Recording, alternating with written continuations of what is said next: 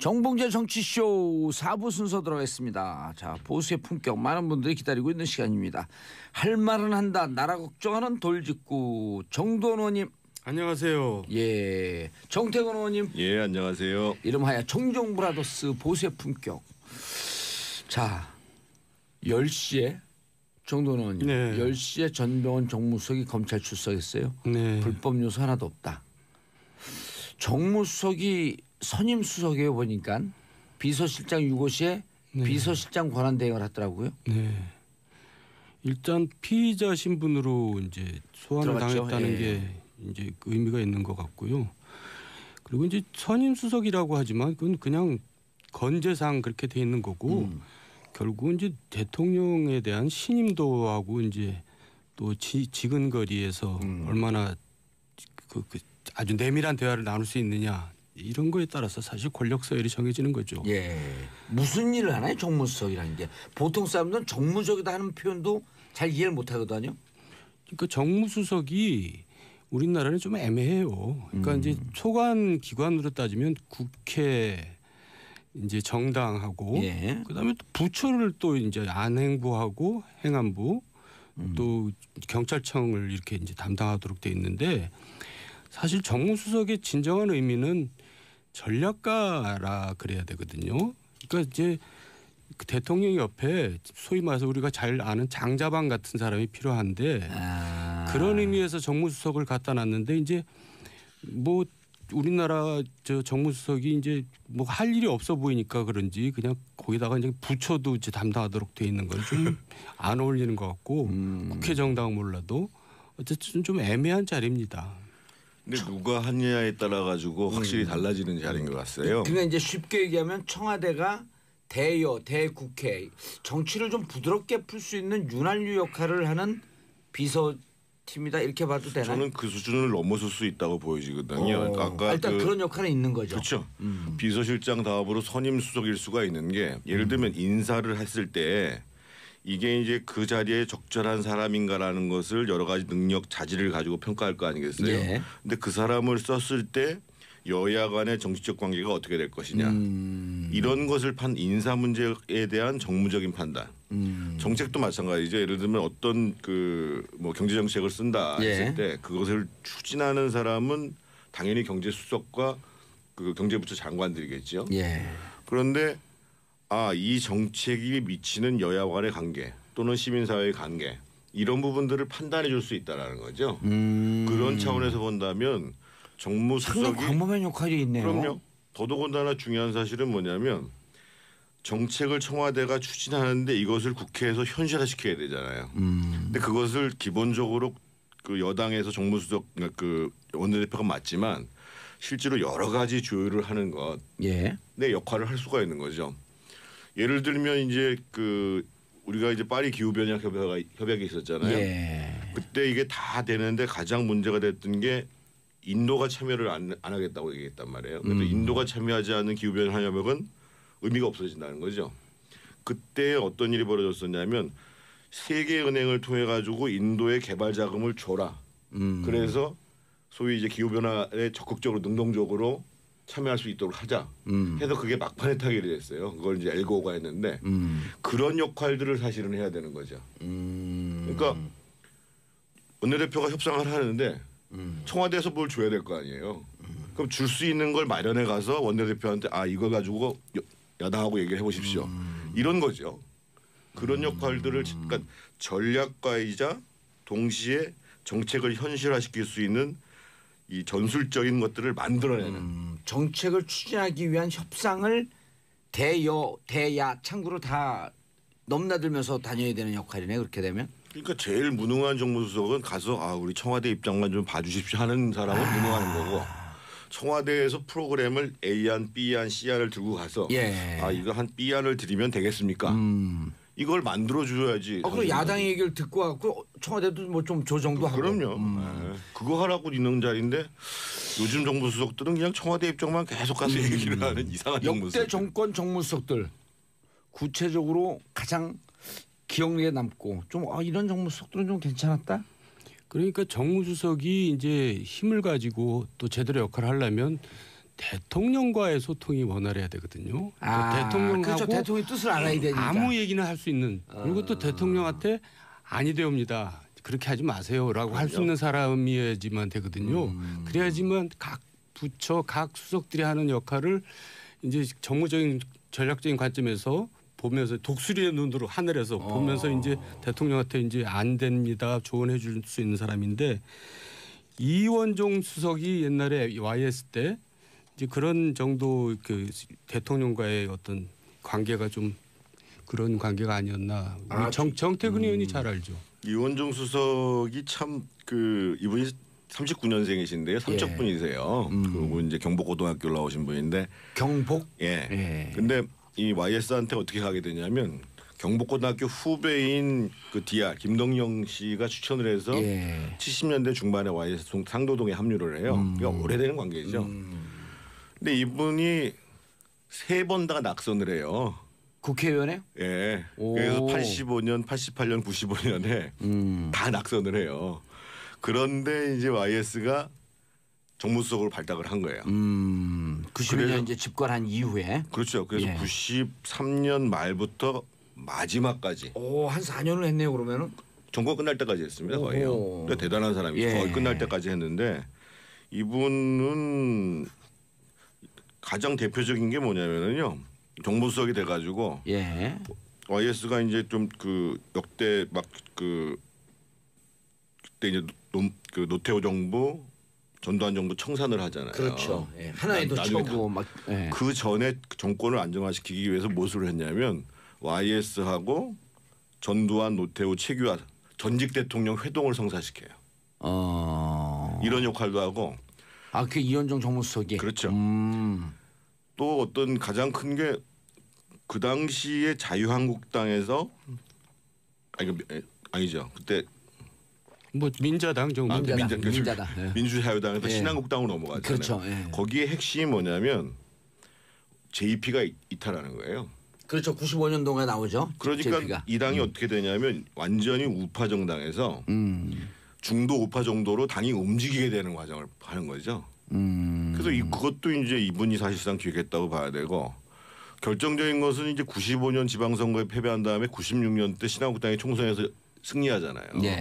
그것을 이제 기획을 하죠. 그러니까 대단한 분인데 그 무엇보다도 사심 없이 충원을 하는 거예요. YS 입장에서 보면 좀 피곤하겠죠. 근데 저 사람이 사심이 없다고 판단을 하니까 얘기를 듣는 거죠. 그래서 정무수석은 기본적으로 충성심이 있어야지 대화가 잘 되지 않겠어요?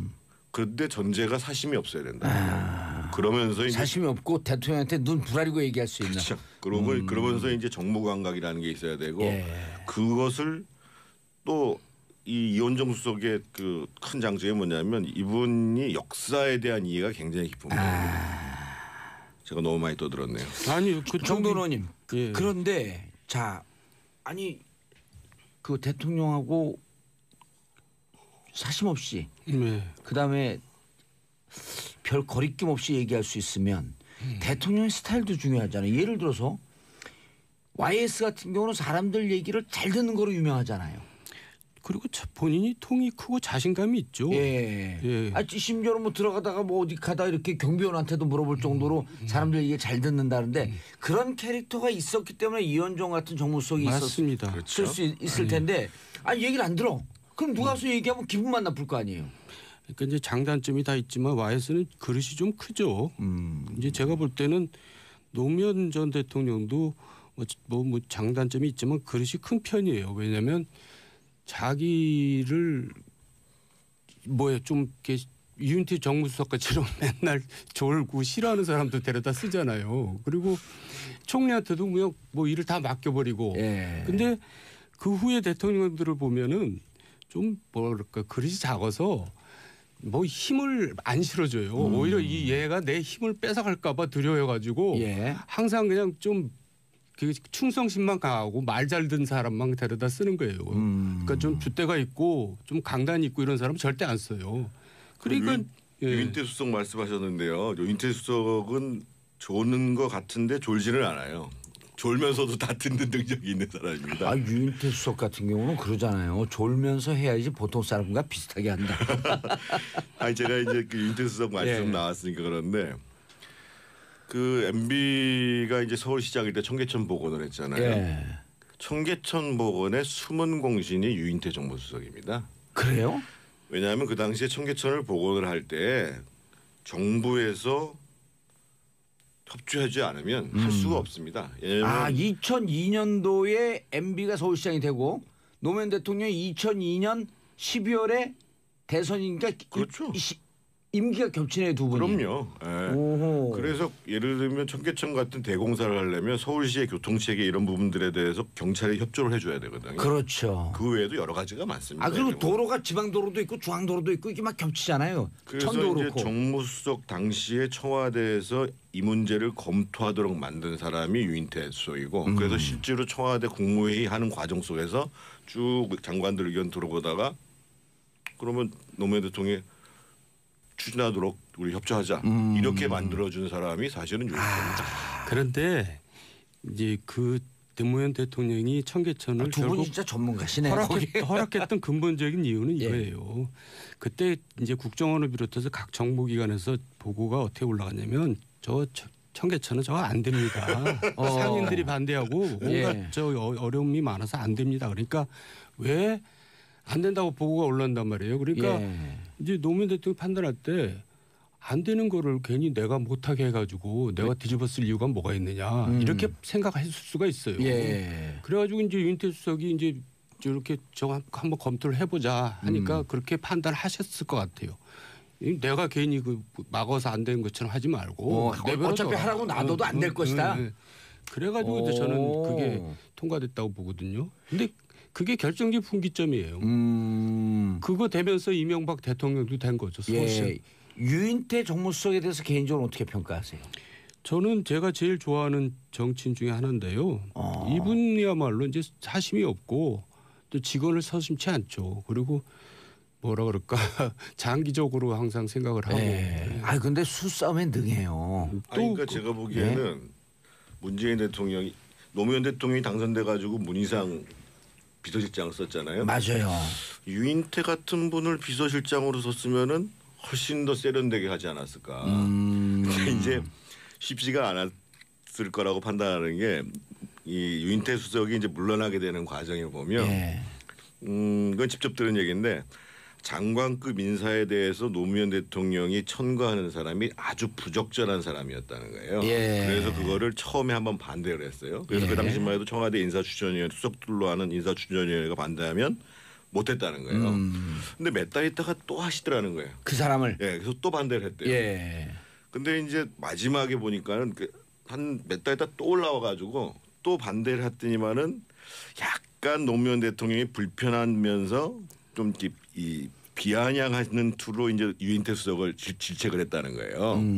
그 소문은 많이 돌았죠. 네. 학교 문제까지 하면서. 예. 그래서 내가 이제 직원을 하는 것을 편하게 생각하시지 않는 단계가 됐구나. 떠날 때가 라고 됐구나. 판단을 해서 이제 물러났어요. 그래서 청와대에서 후임 수석을 누구를 찾을까 막 고민을 하다가 누구 찾은 사람이 누구냐면 김부겸이었습니다. 그 당시에 이제 그 한나라당에 있다가 열린우리당 합당하면서 참여했었잖아요. 예. 그래가지고 이제 총선 준비하고 있는데 청와대에 있는 참모들이 젊은 참모들이 그 김부겸 장관 의원한테 당신뿐이 없다. 그래서 이제 국회의원을 딱 뛸 생각을 하고 마음을 딱 준비를 했는데 노무현 대통령이 정무수석을 폐지해 버렸잖아요. 그렇죠.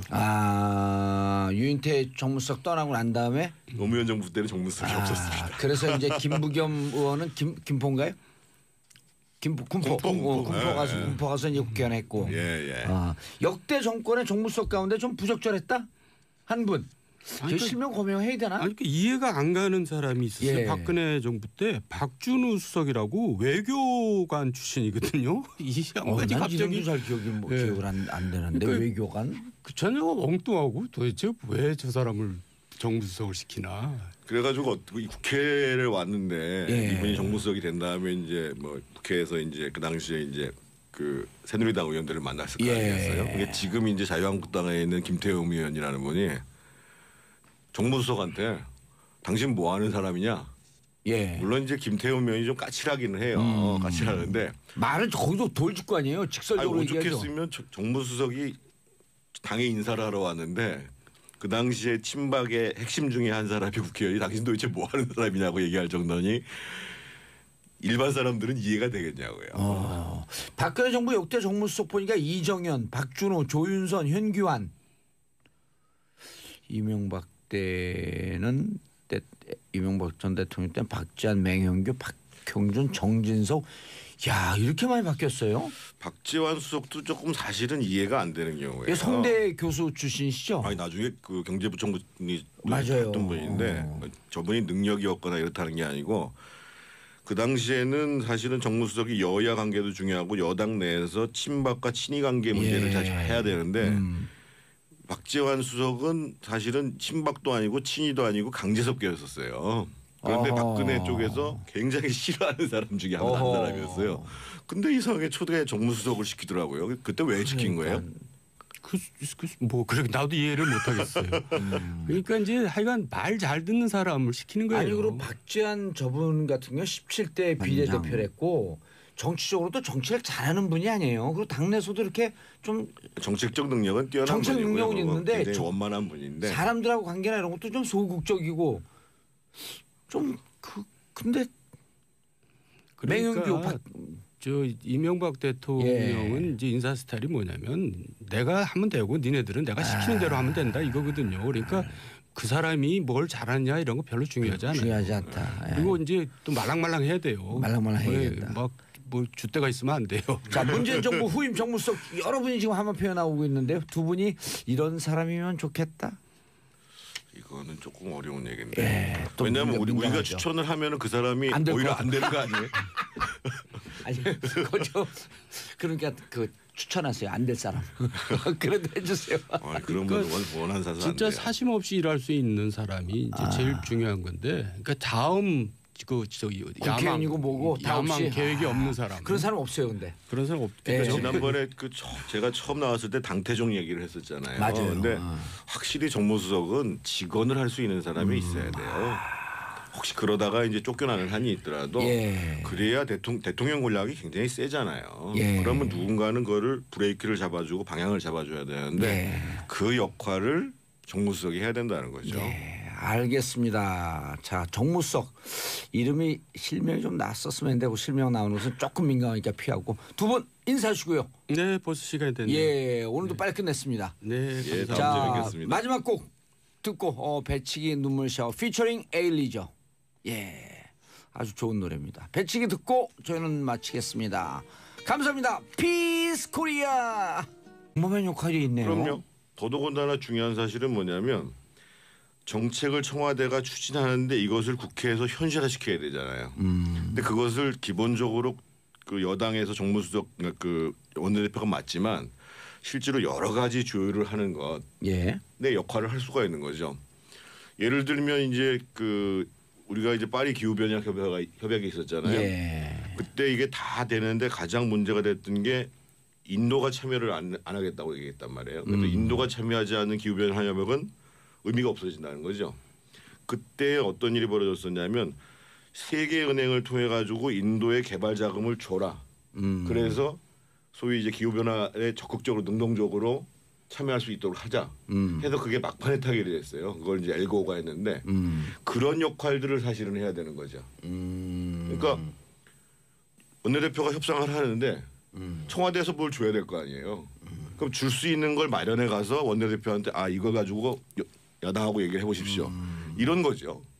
그런 역할들을 그러니까 전략가이자 동시에 정책을 현실화시킬 수 있는 이 전술적인 것들을 만들어내는 정책을 추진하기 위한 협상을 대야 창구로 다 넘나들면서 다녀야 되는 역할이네. 그렇게 되면. 그러니까 제일 무능한 정무수석은 가서 우리 청와대 입장만 좀 봐주십시오 하는 사람은 무능한 거고.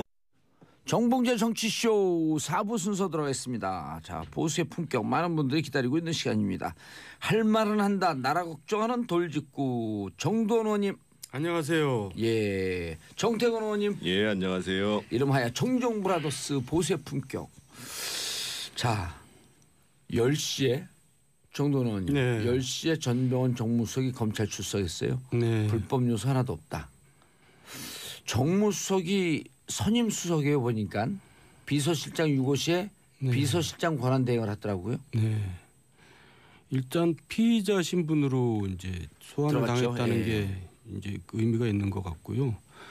그리고 이제 선임 수석이라고 하지만 그건 그냥 건재상 그렇게 돼 있는 거고 결국은 이제 대통령에 대한 신임도하고 이제 또 지근거리에서 얼마나 그 아주 내밀한 대화를 나눌 수 있느냐 이런 거에 따라서 사실 권력 서열이 정해지는 거죠. 예. 무슨 일을 하나요 정무수석이라는 게. 보통 사람들은 정무적이다 하는 표현도 잘 이해를 못 하거든요. 그러니까 정무수석이 우리나라는 좀 애매해요. 그러니까 이제 소관 기관으로 따지면 국회 이제 정당하고 예. 그다음에 또 부처를 또 이제 안행부하고 행안부 또 경찰청을 이렇게 이제 담당하도록 돼 있는데 사실 정무수석의 진정한 의미는 를 해요. 그러니까 오래되는 관계죠. 근데 이분이 3번 다 낙선을 해요. 국회의원에? 예. 오. 그래서 85년, 88년, 95년에 다 낙선을 해요. 그런데 이제 YS가 정무수석으로 발탁을 한 거예요. 90년 이제 집권한 이후에. 그렇죠. 그래서 예. 93년 말부터 마지막까지 한 4년을 했네요 그러면은. 정권 끝날 때까지 했습니다. 거의요. 오호. 그러니까 대단한 사람이죠. 예. 거의 끝날 때까지 했는데 이분은 가장 대표적인 게 뭐냐면은요. 정무수석이 돼가지고 예. YS가 이제 좀 그 역대 막 그때 이제 그 노태우 정부 전두환 정부 청산을 하잖아요. 그렇죠. 예. 하나에도 나중에 쳐고 막. 예. 그 전에 정권을 안정화시키기 위해서 무엇을 했냐면 YS하고 전두환, 노태우, 최규하 전직 대통령 회동을 성사시켜요. 이런 역할도 하고. 그 이현종 정무수석이. 그렇죠. 또 어떤 가장 큰 게 그 당시에 자유한국당에서 아니죠. 그때 뭐 민자당 정도. 민자당. 예. 민주자유당에서 예. 신한국당으로 넘어갔잖아요. 그렇죠. 예. 거기에 핵심이 뭐냐면 JP가 이탈하는 거예요. 그렇죠. 95년도가 나오죠. 그러니까 JP가. 이 당이 어떻게 되냐면 완전히 우파 정당에서 뭐 청와대에서 프로그램을 A안, B안, C안을 들고 가서 예. 이거 한 B안을 드리면 되겠습니까? 이걸 만들어 줘야지. 그리고 야당의 얘기를 듣고 갖고 청와대도 뭐 좀 조정도 하고. 그럼요. 네. 그거 하라고 있는 자리인데 요즘 정부 수석들은 그냥 청와대 입장만 계속 가서 얘기를 하는 이상한 정부 역대 수석. 정권 정무수석들 구체적으로 가장 기억에 남고 좀 이런 정무수석들은 좀 괜찮았다. 그러니까 정무수석이 이제 힘을 가지고 또 제대로 역할을 하려면 대통령과의 소통이 원활해야 되거든요. 대통령하고 그렇죠. 대통령의 뜻을 알아야 되니까. 아무 얘기나 할 수 있는. 그리고 또 대통령한테 아니 되옵니다. 그렇게 하지 마세요라고 할 수 있는 사람이어야지만 되거든요. 그래야지만 각 부처 각 수석들이 하는 역할을 이제 정무적인 전략적인 관점에서 보면서 독수리의 눈으로 하늘에서 보면서 이제 대통령한테 이제 안 됩니다 조언해 줄 수 있는 사람인데 이원종 수석이 옛날에 YS 때 이제 그런 정도 그 대통령과의 어떤 관계가 좀 그런 관계가 아니었나. 정태근 의원이 잘 알죠. 이원종 수석이 참 이분이 39년생이신데요. 삼척분이세요. 그리고 이제 경복고등학교 나오신 분인데. 경복? 예. 근데 이 YS한테 어떻게 가게 되냐면 경복고등학교 후배인 그 DR 김동영 씨가 추천을 해서 70년대 중반에 YS 상도동에 합류. 전략가라 그래야 되거든요.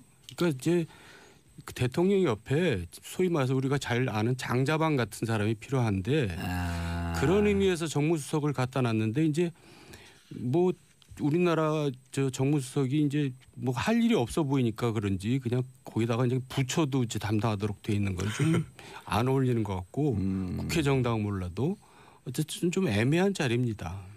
근데 누가 하느냐에 따라 가지고 확실히 달라지는 자리인 것 같아요. 그러니까 이제 쉽게 얘기하면 청와대가 대여, 대국회 정치를 좀 부드럽게 풀 수 있는 윤활유 역할을 하는 비서팀이다 이렇게 봐도 되나요? 저는 그 수준을 넘어설 수 있다고 보여지거든요. 아까 일단 그런 역할은 있는 거죠. 그렇죠.